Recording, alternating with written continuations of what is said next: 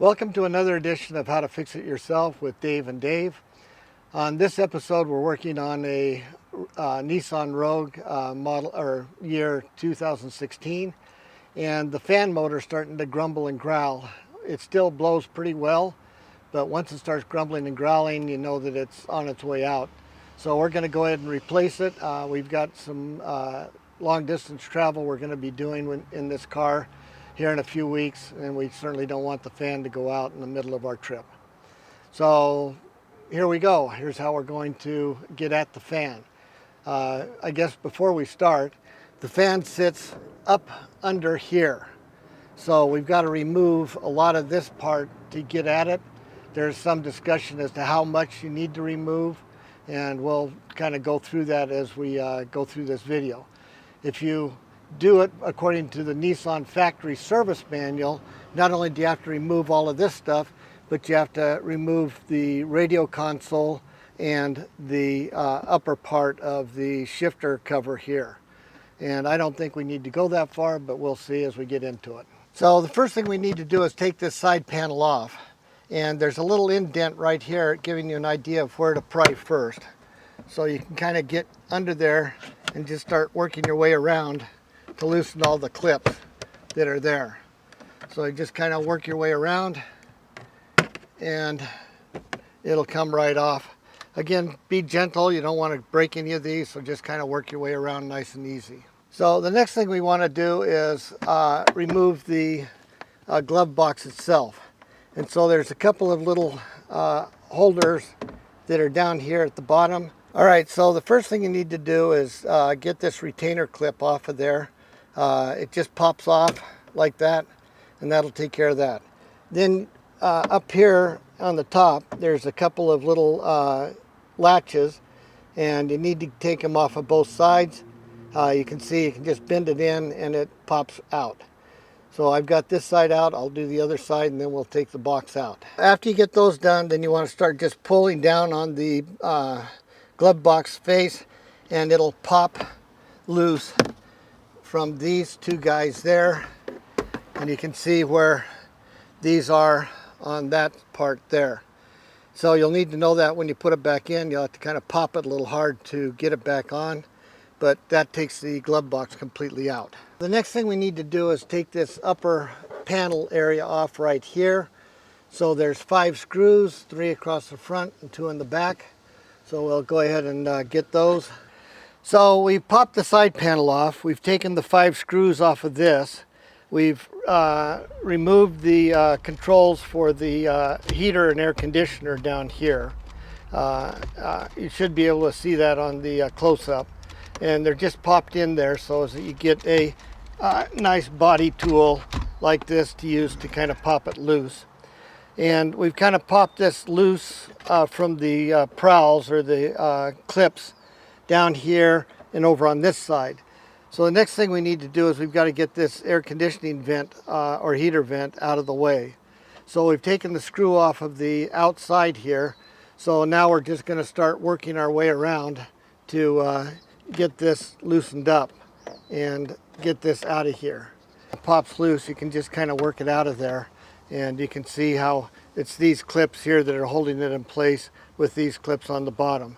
So you want to just pull it straight out, and that allows you to get at this piece here and start working it out. So the one thing we need to think about here is if we have any clips underneath the radio here that we need to get loose. And I think we probably do. And then we can probably take this trim piece out and get at the rest of this top piece so as we can pop the whole thing out here. We might not actually have to take this out, but I think it's going to be a safer bet because it just pops loose. You can see how it's just kind of coming loose.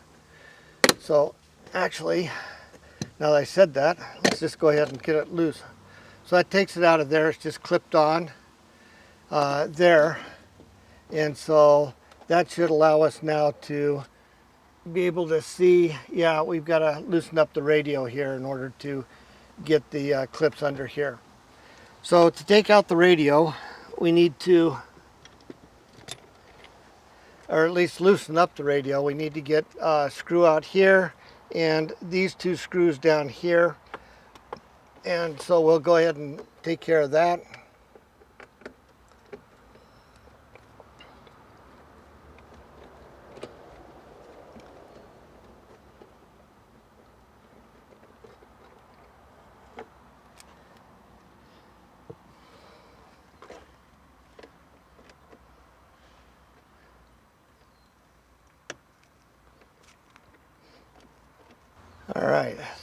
this point, we should be able to loosen up the radio. There we go. So we can loosen up the radio, and yeah, that's, and don't want to take this part off over here if we don't have to be able to get this out of here. But I think at this point we can probably go ahead and finish getting this out of here. And just wiggle that on out. And we've got a light cable back here. Get that down a little bit so that we can see that. So you got a light cable down here. You can either pop the whole thing off or you can disconnect it. I just went ahead and popped it off of there. And that gets that out of the way. So at this point, we should have access to the blower motor right up in here. All right, so once you wiggle it around and kind of work with it a little bit to get it out, you'll notice that while it was in there like this, that the clip is on the top and the screw to hold it in place is there on the side. And when you take it out, you have to kind of get your fingers in here on these ribs and twist it clockwise to get it to disengage. So when you put the new one in, you're going to have to wiggle it in place. Make sure you've got it so that when you turn it to latch it into place, that it's going to latch with the electrical clip on top and the screw hole lined up so you can put the screw back in. So you want to be sure that you get the cable up out of the way so as that you can slide the motor in. You certainly don't want to be fighting that cable as you're trying to insert the motor into the housing there. Put this motor back in, we've got to get way up here. Just kind of work it in. Make sure that you have the screw and the clips aligned properly. All right, now that we've got it in place, now remember that when you took it out, you twisted it clockwise. When you put it in, you got to twist it counterclockwise. And it can be a bit of a struggle to get it in there, so you'll have to kind of work at it. So at this point then, you can go ahead and get the screw started.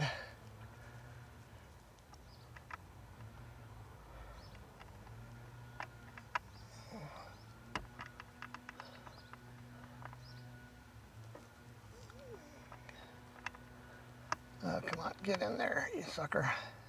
There it goes.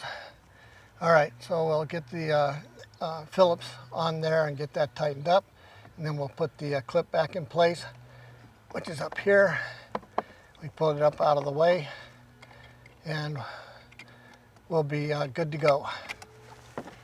All right. Cool. So now that we have the motor installed, we've tested it, and it works just fine. It's time to put things back together again. So this is the part that goes on next. When you put it in place, you need to make sure that you get it up under into the right location, and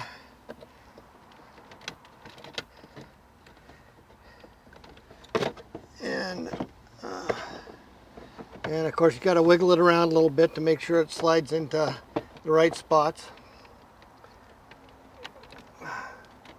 Let's move that a little more out of the way.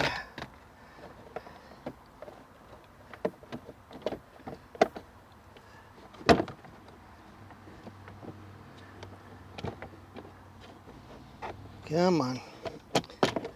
There we go. All right. So you can start lining up where the clips all go.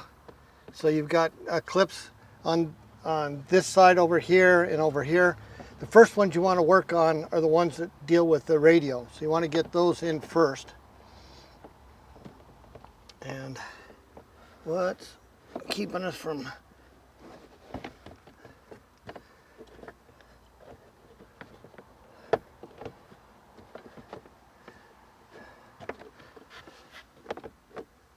Well, it looks like everything's lined up. There it goes.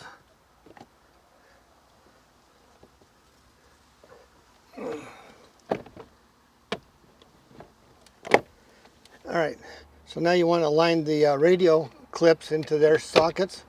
Clip that in place. Then you'll put in the 3 screws that we took out. So one screw goes right here.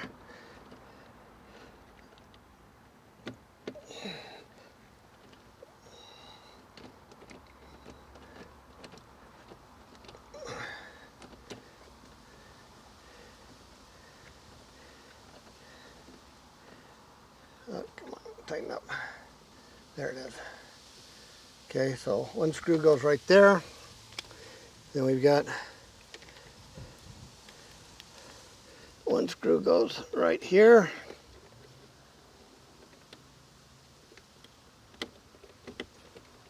All right, and then we've got this last screw that goes in right here.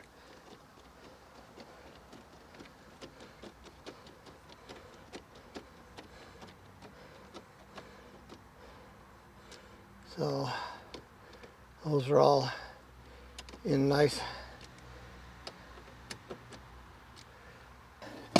All right, so from there it's time to put in the radio control. So you want to be sure to put in the lower one first. Get the clips all lined up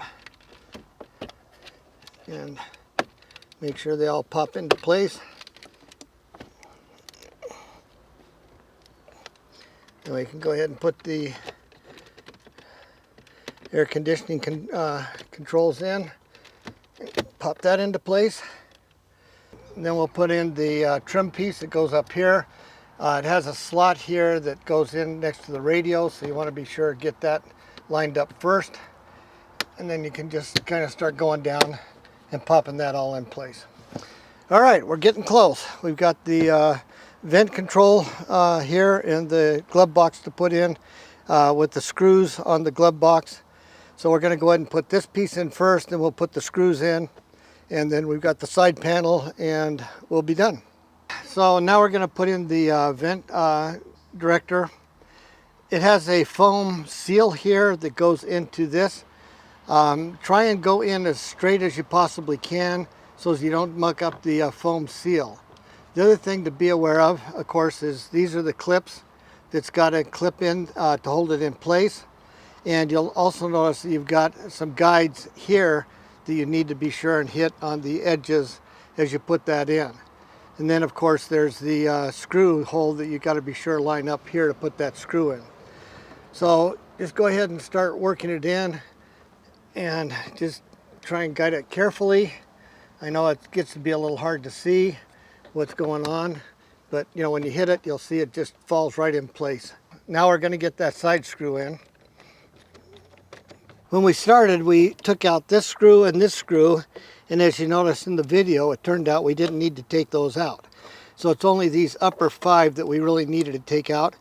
But that's what we're going to do next, is go ahead and put the screws back in. Okay, and then you've got your side piece to put back in. Align the tabs into the holes. And there we go. And that'll pop right in. So when you put the glove box back in, you've got to be sure that these pop onto these clips here.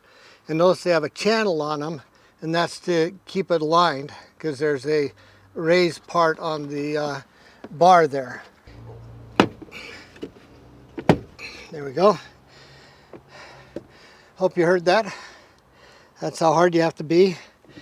Then you want to squeeze the edges in, and so that those can go into their little slots.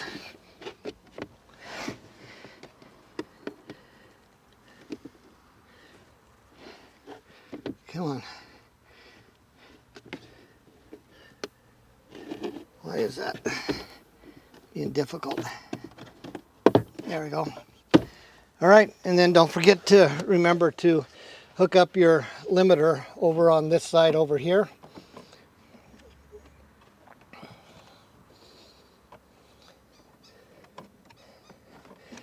Some of these things are hard to do without. There we go. Okay, and we've got it done. So hopefully that's been a helpful video if you need to replace your fan motor. You can see it's a little bit of work, but it's not that bad. So what you need to do, and what makes it hard, is knowing where the clips are that you need to be able to remove and in what order you need to remove them in so as you don't break anything. And that can take a little while on your first shot. At this point, if we had to replace the motor again, it would go much faster, and hopefully this video will help you do it much faster. We hope you've enjoyed this. I hope it's been educational. Please click the like button and the subscribe button